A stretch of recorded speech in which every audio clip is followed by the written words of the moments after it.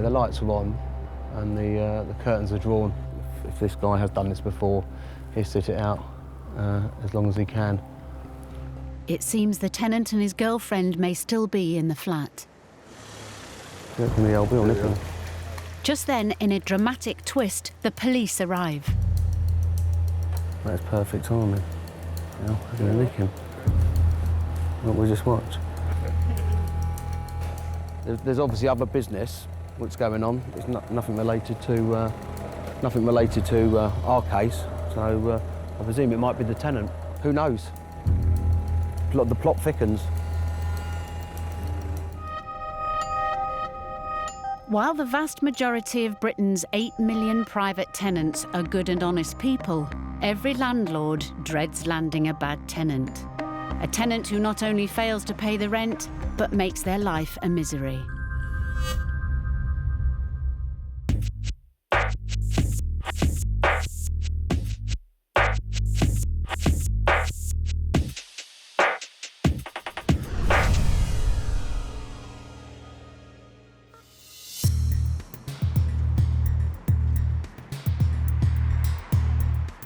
Vicky McNaught is heading to the property she owns with her daughter Laura to serve legal papers on her tenant.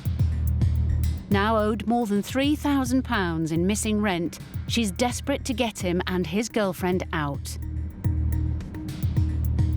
2 months earlier, when the couple first moved in, they seemed perfect. Everything's stacked up, all their references stacked up. He was in banking, apparently he'd been in Gibraltar. He went to Eton, and they did a very good impression of being in love and wanting and loving the flat. Happy times ahead. 7 weeks later, the second month's rent didn't arrive, so Vicky approached the tenant's girlfriend. She actually apologised profusely and wrote a cheque. And when we really started to be suspicious is when this cheque bounced. Vicky's asked Paul Champlina from Landlord Action to help her evict the couple. I've seen the case notes. There's been bounced cheque, problems with his bank. I've seen all those times before, and that's what worries me about all this. He's concerned that Vicky's initial checks on the tenant don't stand up. We didn't get a previous landlord reference, did we? Do we know where they lived beforehand? Well, apparently he was living in Gibraltar or something, really? So that was his excuse for not having any landlord references. I've got suspicions that there may be something untoward here. They may have possibly done this before. Paul wants to inform her tenant they've begun legal proceedings to have the couple kicked out.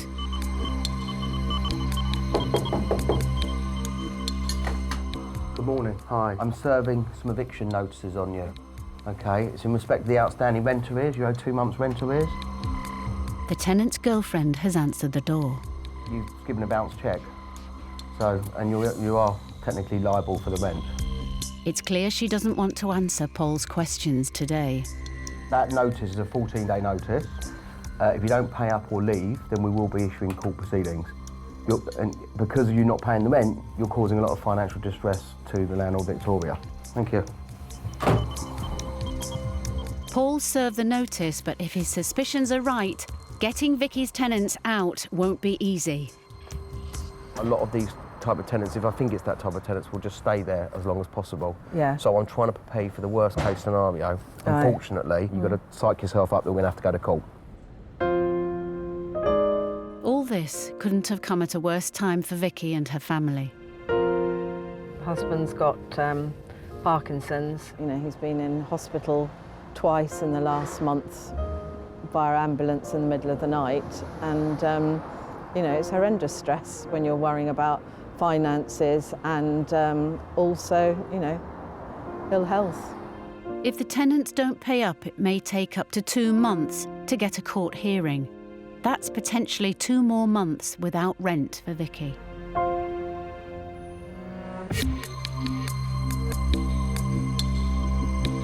In West London, Vicky McNaught is on her way to the buy-to-let she's battling to reclaim from her tenant. Owed more than £7,000, she's been awarded a possession order by the court. The deadline for the tenant to leave was a few days ago, and Vicky's daughter, who co-owns the flat, went to the property and got a nasty shock. She rang up the doorbell and this girl answered and said, "Who are you?" The girl claims she's renting the second bedroom for £625 a month in what looks like a subletting scam. So they've been taking money, but obviously not paid a penny to us. The subtenant, we believe, has moved out. This evening, Vicky is meeting eviction specialist Paul Champliner to see if the tenant and his girlfriend have also left. If they are still there, Paul won't be able to remove them, and they will have to come back with the bailiffs at a later date. I believe there's been a development, you found out he'd been subletting or something? Yeah, for at least 2 months, and I think they'd been subletting before. Really? And so that was a bit of a shock for her when she realised it wasn't their flat. Right. And you spoke to the subtenant? Yeah, and, you know, it's all a bit nasty and a bit unpleasant.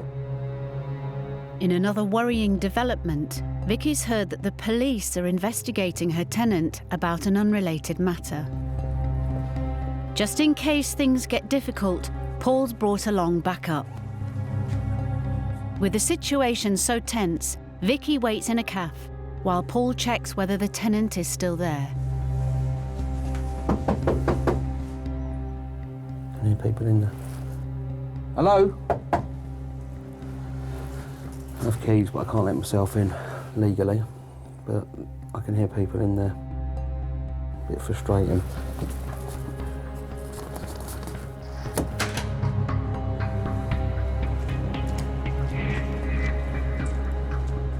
Yeah, the lights are on and the curtains are drawn.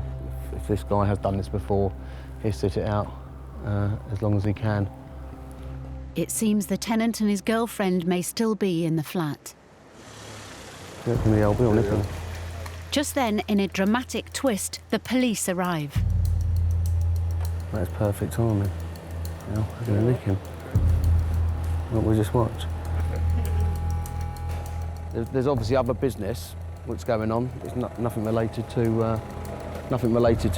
our case. So I presume it might be the tenant.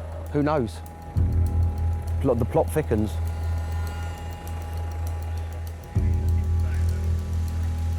Paul calls Vicky in the cafe. There was definitely someone in the property. We could hear them. I was banging on the door a few times. They were there, were they? Yeah, they were definitely there. We heard voices. The story unfolds just after I came out, about a couple of minutes after the police pitched up. Two police, police van and a police car, and they went into the premises. So, Really? Yeah, quite incidental. But I think they must have been looking for the tenant. It's hard for Paul and Vicky to know what exactly is happening with her tenant. All they can do now is call in the bailiffs to have him evicted. In West London, Vicky McNaught had been fighting to evict her tenant, who owed her £8,000. After learning he was wanted for questioning by the police about an unrelated case, the tenant and his girlfriend did a runner. And finally, Vicky has her flat back.